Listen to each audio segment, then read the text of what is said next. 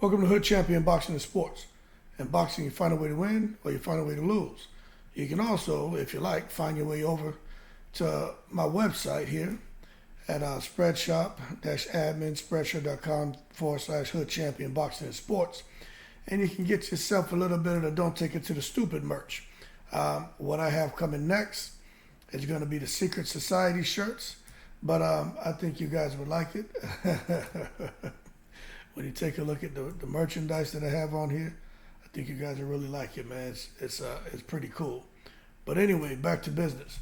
Shakur Stevenson is all over the place, man. My boy is out here calling out everybody, insulting everybody. He even went in on Kambosos, talking about to Kambosos and Lomachenko.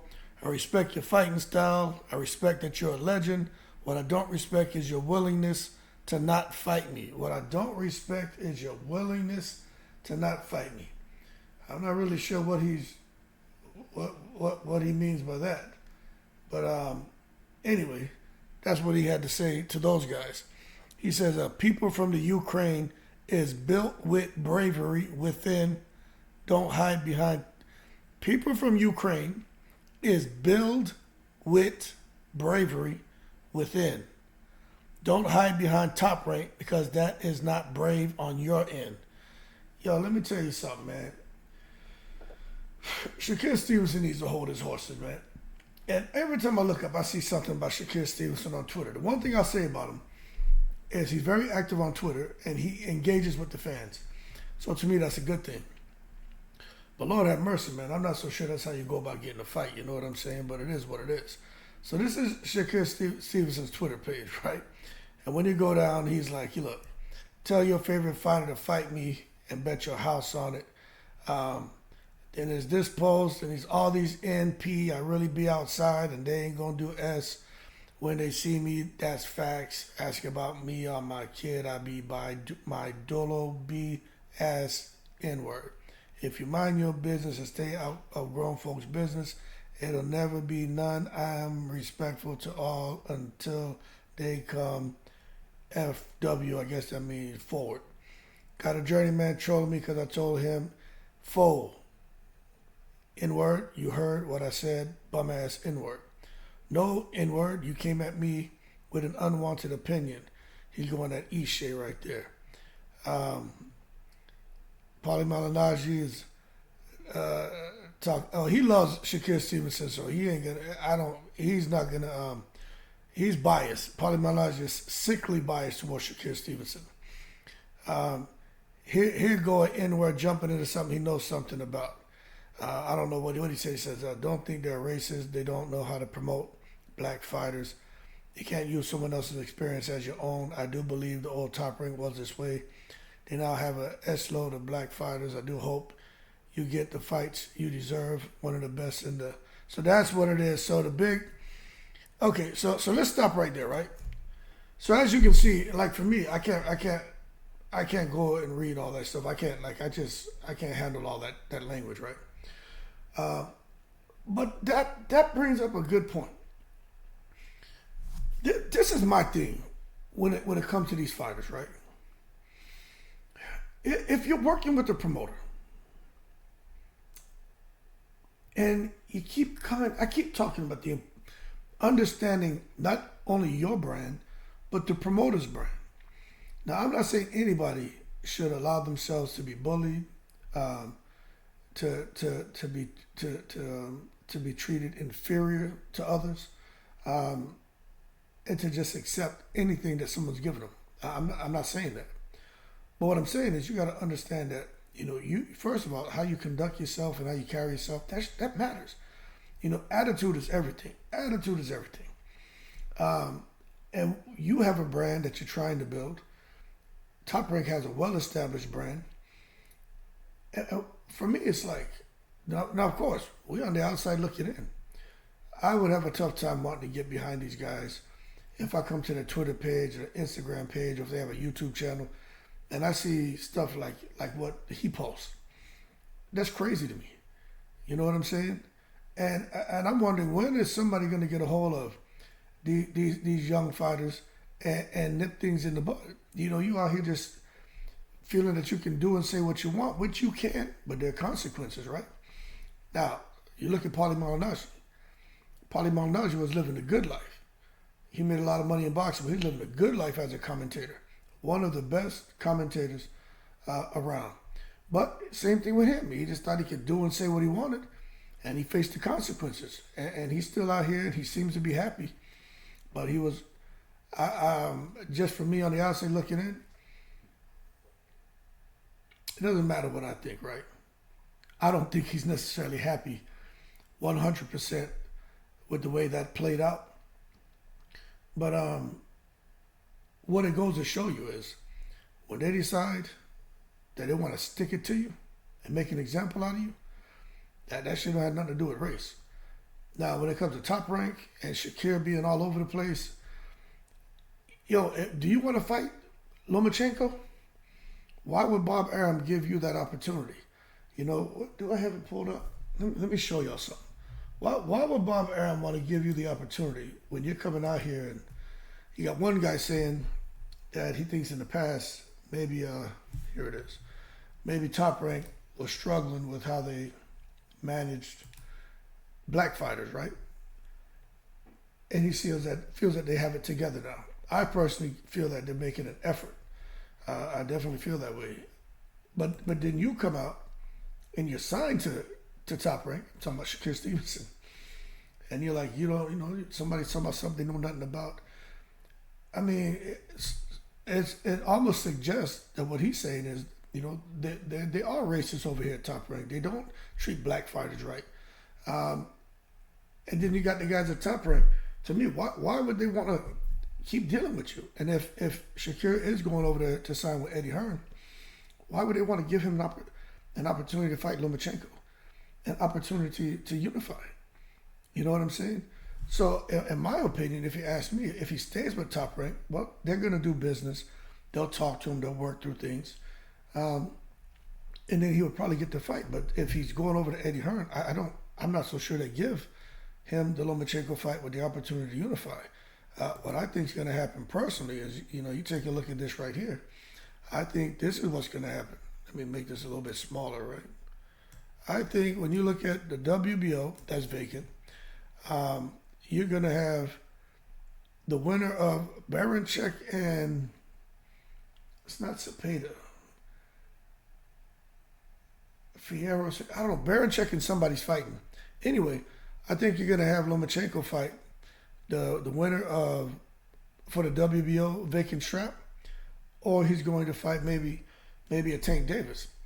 But I could see where a guy like Stevenson ends up having to look down his line and end up facing somebody like, if you look here, you got William Zepeda, you got Murataya, Keyshawn Davis, and then De Los Santos. He already had De Los Santos in the ring, so that won't happen. But I could see that's what happens with Shakur Stevenson as he gets past Haratunya, if he can get past him. You know what I'm saying? That being said, I just wish somebody would get a hold of this guy and just talk to him. I mean, say what you have to say, but just, tweak the language a little bit. Understand you're in Top Rank's house. And I'm sure if he goes and signs with Matchroom, I'm sure Eddie Hearn's gonna trip him up a little bit and talk to him about the importance of his attitude, about his image, about his attitude and image needs to mirror his skill set and in ring performance. In the ring, I think the majority of people feel Shakur Stevenson is an amazing boxer, an amazing talent, maybe a generational talent, right? But you can only go so far as far as what the sponsors, investors, man, and everything else, right? And taking your brand if the attitude is not right, if the language isn't right. Lashing out at people, being in the wrong crowd. Like Eddie Hearn ain't gonna have time for that bullshit.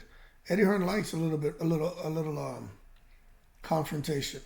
He likes guys kind of jawing at each other. Like he encourages that. But the toxicity, that level of toxicity, that gets brought to social media and can be brought to Eddie Hearn's brand at Matchroom, he ain't gonna be going for that shit. but I think we'll see a change up in how Shakur Stevenson handles himself, and I think it should have happened a long time ago. I know I would have got a hold of him. I had to do that, man. Again, I had a lot of people I was responsible for over the years, man, and I'd have to get a hold of some of them young cats and tell them, like, yo, you can't say that. You know what I'm saying? You can't say that shit. But you know what? And then I said, you know what? You can, but these are the consequences. But I said, I'd just rather tell you, you can't say certain things. Give you an example. We had a guy, man, coming to the workplace, and he was from Hawaii. He hated white people. He just hated white people. And a lot of the Hawaiian friends, they just don't like the howdy. And my man was at work and just, going off on white people, man. And everybody was uncomfortable. He just didn't care what he said. He didn't care. And so that shit got back to me, and we had to talk to him. You know what I'm saying? He explained it. He talked about the history and coming over and stealing their land. A big set of, it's how he felt, right? And I told him, I said, listen, you in the military. You know what I'm saying? Like, you're going to have to figure it out real quick, because there's zero tolerance for that discrimination and bullshit. You can't be a bigot. And he quieted down, but he still had the sauce in him. So then we had another guy. This is real shit I'm giving y'all. We had another guy. He was a white guy from Arkansas, and he would always come in and talk about. He would say he would say, y'all playing tic-tac-toe, and he was saying that to this group of black guys, right? He's like, I bet y'all like playing tic-tac-toe. And they were so stupid, right? They were like, yeah, man, come on, we play tic-tac-toe, you play tic-tac-toe, you play dominoes, we play spades, we do all this shit. This is in the workplace. And I didn't quite understand. I was like, oh, why? Whenever he says it, he would start giggling, right? And then one day he was like, for some reason he would just start talking to me. And he was like, hey, man, let's just say he called me Sergeant Hood Champion. Sergeant Hood Champion, you're different. I was like, what do you mean I'm different? He was like, you're not like the guys at the tic-tac-toes. And I was like, I'm not like the tic-tac-toes? And I was like, what you mean? And I was like, what's this tic-tac-toe shit you keep saying? He was like, man, the Malcolm X hats. And I was like, oh. He was like, yeah, they all wear the X's on their hats like they like playing tic-tac-toe. And I was like, wow, that's crazy. That's crazy, right? So I said, cool. And I said, let me explain something to you, man. I was like, I know you're from Arkansas, a small town, have been in the military like 6 months. I was like, yo, that shit you saying, it's gonna get you the teeth knocked out. 2, it's gonna get you kicked out of this military. And, it took a little while, but, over a period, I think it was like a year and a half, he actually came and talked to me, man, because we had to get that dude some help, because he had the sauce in him. And he ended up coming full circle, man, and recognized that, this dude had never, ever, man, been around black people. And that's what he would call them, the tic-tac-toes. And with me, one day he just, I don't know, got comfortable with me. But I never teased him. He used to get teased a lot because he was from Arkansas and shit. And I just never teased the dude, And I don't know, for some reason he felt comfortable telling me that shit. And I was like, that's crazy. I got more stories, but this is boxing, right? But the bottom line is what I'm getting at is when it comes to these young men, somebody needs to get a hold of them and get them to clean up their act. You know what I'm saying? You got to get them to clean up their act, because you ain't gonna last long, man.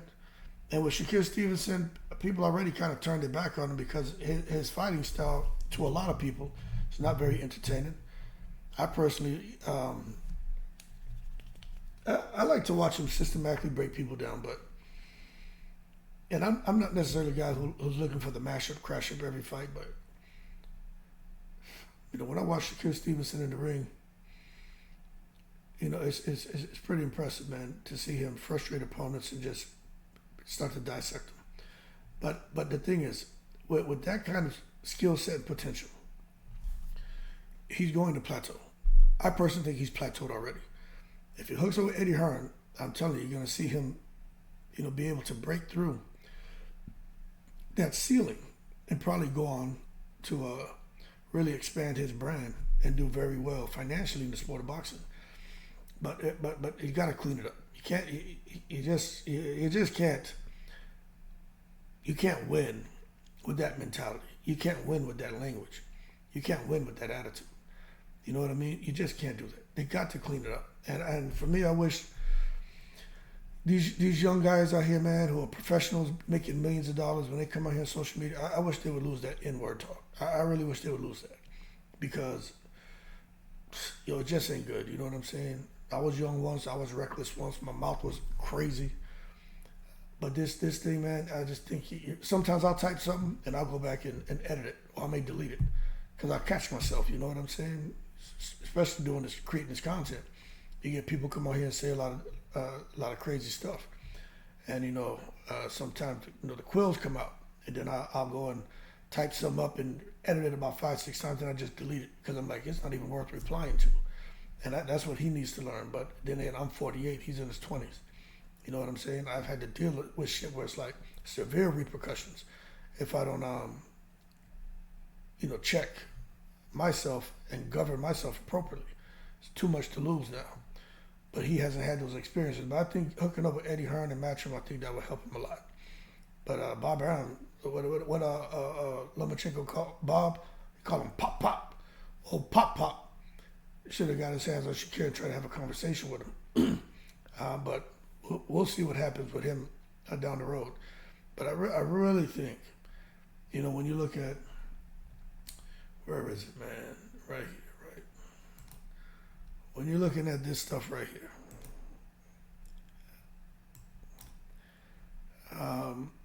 here you go, N-word. Where are we at here? This is what I'm saying. Clear. So they going at it, man. All that inappropriate talk is just crazy to me. You know what I'm saying? I don't care. Here goes another one. And then when he came back, he chose the IBF route, because that N-word. You see what I'm saying? He's just all over the place, and he needs to clean up his act. And that's how I feel. If I had an opportunity to talk with him, I would share things that I would never share on here, just to try to connect with him and get him to understand. When I made that change to my attitude, man, and got that chip off my shoulder, man, shit opened up big time. Big time. Didn't realize how many people, one, were intimidated by me, two, wanted to work with me, wanted to help me in certain situations, but they're like, nah, that guy, he's on the edge. Yeah, leave him out there by himself. But once I made them refinements, and some things I had to overhaul about myself, shit opened up big time. And I became very, very successful, not just in my career, my personal life, with a lot of things, which I ain't getting into. But I tell you what, once I made that change, I put it to this way. I've been retired almost 6 years. At age 43, I retired. My man, I ain't got to ever work again. And my sons don't. And it all took place when I changed my stinking attitude. And that's why I believe in loving all, hating none, and really, understanding the importance of finding a way to win or finding a way to lose. And I think my man is finding a way to lose. Y'all keep cool. I'm in the breeze.